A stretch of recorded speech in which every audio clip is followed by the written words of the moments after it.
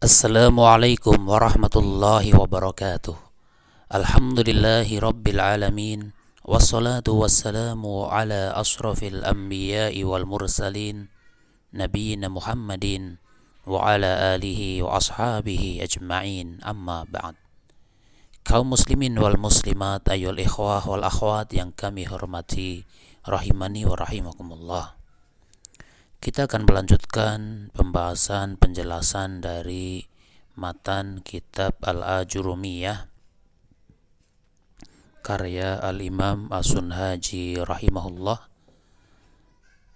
Pada pertemuan yang kedua kali ini kita akan melanjutkan penjelasan dari perkataan beliau rahimahullah, wa aqsamuhu salasatun ismun wa fi'lun wa harfun ja'a li ma'nan. Wa aqsamuhu salasatun, dan pembagiannya ada 3. Ismun, yang pertama isim, wa fi'lun, dan yang kedua fi'il, wa harfun ja'a li ma'na, dan yang ketiga huruf yang memiliki makna. Artinya bahwasannya yang namanya kalam di dalamnya hanya berupa 3 hal ini.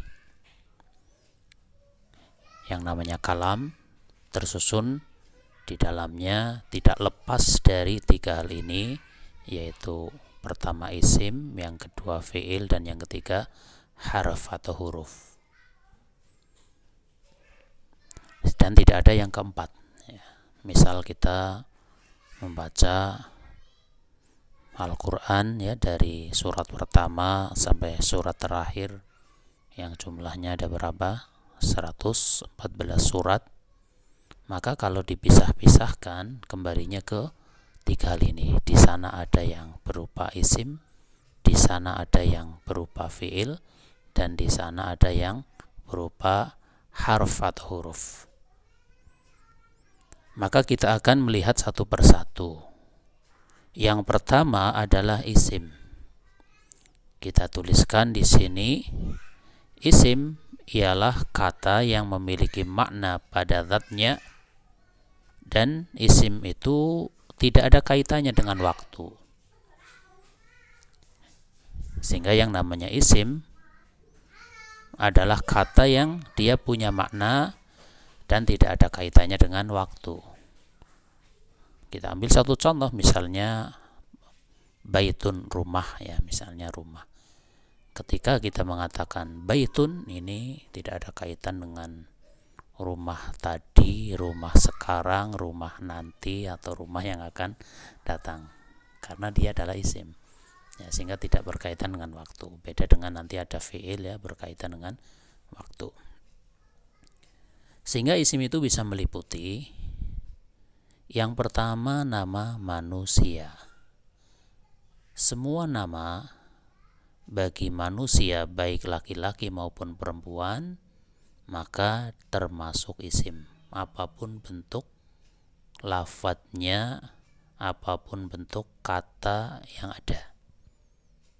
Kita ambil contoh nama orang laki-laki. Muhammadun, ini isim. Ibrahimu, isim. Yasirun, isim, karena dia nama bagi orang laki-laki. Contoh nama orang perempuan, Maryamu, Fatimatu, Aisyatu. Intinya apabila ada sebuah lafadz, sebuah kata, dia dijadikan nama bagi orang, maka dia adalah isim. Misal ada orang kok dikasih nama Jalasa, misal gitu ya. Isim atau bukan? Isim kalau dia nama bagi orang gitu. Padahal jalasa artinya duduk gitu kan. Jadi apapun bentuk namanya, kalau dia nama bagi manusia maka termasuk isim. Baik nama yang bertanwin, contoh Muhammadun, maupun nama yang tanpa tanwin, contoh Ibrahimu. Untuk masalah tanwin dan tidak tanwin nanti ada pembahasannya tersendiri insyaallah. Kemudian yang berikutnya termasuk isim adalah nama hewan. Contoh filun, gajah. Kalbun, anjing. Qittun, kucing, hisanun kuda. Ini semuanya isim karena nama bagi hewan. Nama sebutan bagi buah, burtuqalun jeruk, tufahun apel, inabun anggur, dan yang lainnya.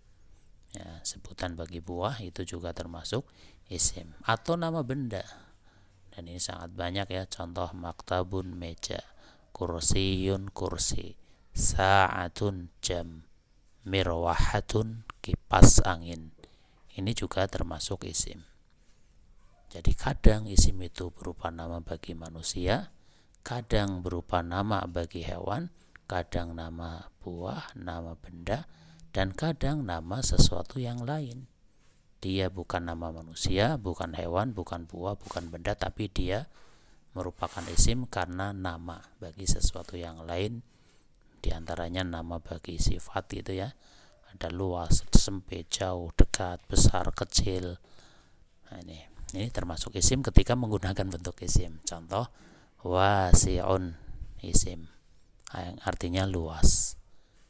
Dhayiqun, sempit. Ba'idun, jauh. Qaribun, dekat. Kabirun, besar. Shaghirun, kecil, dan sebagainya. Panas, ada panas, misalnya harun, dingin. Baridun, nah, misalnya ada ya, apalagi sifatnya berkaitan dengan sifat bersih, ada kotor gitu ya, bersih. Nadhifun, kotor. Wasikhun, ya, dan sebagainya. Ini juga termasuk isim. Ya, itulah gambaran tentang isim. Ya, isim itu seperti itu. Dan nanti untuk spesifiknya akan ada tanda-tandanya. Adapun pada kesempatan kali ini adalah kita mengetahui gambarannya tentang isim. Kemudian yang kedua adalah fi'il. Yang kedua apa? Fi'il. Ya. Fi'il ialah kata yang memiliki makna pada zatnya. Sampai ini sama dengan isim. Sampai kalimat ini ya, kata yang memiliki makna pada zatnya sama dengan isim. Perbedaannya di sini. Fi'il dan berkaitan dengan waktu. Kalau tadi isim tidak berkaitan dengan waktu. Kalau fi'il berkaitan dengan waktu. Bisa meliputi apa saja. Yang pertama, dia disebut dengan fi'il madhi. Ya, dia disebut dengan fi'il madhi. Di sini kita perkenalan terlebih dahulu dengan istilah 3 fi'il ini. Ya, adapun lebih rincinya nanti pada pembahasannya insyaallah. Fi'il madhi yaitu fi'il yang berkaitan dengan waktu yang sudah terjadi. Misal jalasa, telah duduk, berarti perbuatannya sudah terjadi. Zahaba, telah berangkat. Fi'il-fi'il yang makna terjemahannya telah atau sudah, berarti itu adalah fi'il madhi. Kemudian yang kedua namanya fi'il mudhari. Ya, kita kenalan dengan istilah fi'il mudhari, yaitu fi'il yang berkaitan dengan waktu yang sedang terjadi atau akan terjadi. Misal ada yajlisu, maknanya sedang duduk atau akan duduk. Yadhhabu, maknanya sedang berangkat atau akan berangkat. Jadi fi'il mudhari ini punya 2 zaman atau waktu. Waktu yang sedang atau waktu yang akan. Kalau tadi fi'il madhi berkaitan dengan waktu yang sudah. Kemudian yang ketiga namanya fi'il amr, ya, yaitu fi'il yang menunjukkan sebuah perintah atau tuntutan. Dan tentunya berkaitan dengan waktu yang akan datang. Contoh, ijlis, duduklah engkau. Ketika itu orangnya masih berdiri misal, kemudian kita katakan ijlis, duduklah engkau, barulah terjadi perbuatan duduk. Tidak mungkin ya, sudah duduk kita berkata ijlis, ya nggak pas ya. Orangnya sudah lagi duduk kita berkata ijlis, duduklah. Ini kurang pas. Kalau lagi duduk ya disuruh berdiri, lagi berdiri disuruh duduk, itu yang lebih tepat ya, seperti itu. Lagi duduk kita katakan qum, berdirilah. Sedang berdiri kita katakan ijlis, duduklah misal gitu. Kemudian ada lagi idhab, berangkatlah engkau.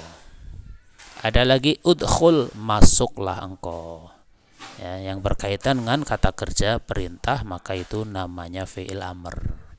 Ya, sehingga pahami saja fi'il itu ada 3 jenis, ada fi'il madhi, ada fi'il mudhari, ada fi'il amr. Fi'il madhi berkaitan dengan waktu yang sudah, fi'il mudhari berkaitan dengan waktu yang sedang atau akan, dan fi'il amr berkaitan dengan kata kerja perintah dari sisi zaman adalah untuk waktu yang akan datang. Kemudian kita lanjutkan yang ketiga. Ya, yang ketiga adalah apa? Harfun ja'a li ma'nan, yaitu huruf. Maka kita tuliskan di sini yang namanya huruf, yaitu sebuah kata yang pada zatnya dia belum punya makna. Ini hakikat huruf ini. Huruf itu dari sisi zatnya dia tidak punya makna secara jelas kecuali bila ia ditempatkan di dalam suatu kalimat. Hakikat huruf dia akan punya makna apabila ditempatkan di dalam kalimat. Misal ini min. Hakikatnya min kalau cuma gini saja ini belum punya makna. Kenapa? Karena min itu sendiri maknanya banyak. Ya, sampai 10 lebih, bahkan sekitar 15 itu makna min. Ya, maka dia akan muncul makna apabila masuk dalam kalimat. Contoh ini, dhahabtu minal ma'hadi ilal madrasati. Nah, ini baru punya makna ini. Saya berangkat dari pondok pesantren ke sekolah. Ya, saya berangkat minal ma'had dari pondok pesantren ke sekolah. Di sini min maknanya yaitu ibtidaul ghayah, yaitu yang sering diterjemahkan dengan dari. Ya, permulaan dari suatu aktivitas. Berangkatnya itu startnya dari pondok, finishnya sampai sekolah itu. Ini punya makna ibtidaul ghayah. Demikian juga kharajtu minal fasli, saya keluar dari kelas. Dan terkadang ada min yang maknanya beda lagi, ya, maknanya lain dengan yang itu. Ya.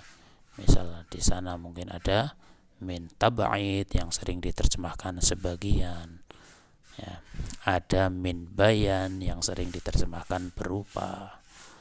Ya, misalnya istaraitu ma ahtaju ilaihi min qalamin wa kurrasatin. Ini misal ya. Istaraitu ma ahtaju ilaihi. Saya membeli sesuatu yang saya butuhkan. Min qalamin wa kurrasatin, berupa pena dan buku tulis. Kemudian diterjemahkan dengan saya membeli pena dan buku tulis yang saya butuhkan. Itu contoh min. Minnya adalah min bayaniyah, ya, atau min al-bayan yang fungsinya untuk menjelaskan ma yang di depan yang sifatnya masih umum. Membeli apa-apa yang saya butuhkan. Kemudian dijelaskan apa itu min qalamin wa kurrasatin, berupa pena dan buku tulis. Inilah gambaran huruf ya, sehingga yang namanya huruf itu pemahamannya atau pembelajarannya adalah sambil jalan. Ya, nanti kita akan ketemu dengan huruf-huruf yang lain. Ketika bertemu dengan yang baru, maka jadikanlah sebagai tambahan mufradat, tambahan kosakata, tambahan pemahaman, khususnya berkaitan dengan huruf ya. Karena yang namanya huruf ini kalau dibahas lebih rinci, maka dia bisa kita katakan pembahasan yang cukup cukup memakan waktu yang banyak ya. Karena nanti ada pembagiannya huruf, ada yang huruf 1 huruf, huruf 2 huruf, sampai huruf 5 huruf ya. Dan ada nanti lagi ada huruf yang beramal, huruf yang tidak beramal dan sebagainya. Pada kesempatan kali ini kita kenal terlebih dahulu tentang hakikat 3 hal tadi. Pertama apa? Isim, kedua apa? Fi'il, dan ketiga huruf. Dan itulah unsur dari sebuah kalam. Ya. Maka kesimpulannya kalam hanya tersusun dari 3 hal, yaitu isim, fi'il, dan huruf. Kaum muslimin wal muslimat, ayyuhal ikhwah wal akhwat yang kami hormati rahimani wa rahimakumullah. Demikian yang bisa disampaikan pada kesempatan kali ini. Atas kesalahan, kekurangan, ana minta maaf yang sebesar-besarnya. Wallahu a'lamu bishawab. Subhanakallahumma wa bihamdika asyhadu an la ilaha illa anta astaghfiruka wa atubu ilaik. Wassalamu alaikum warahmatullahi wabarakatuh.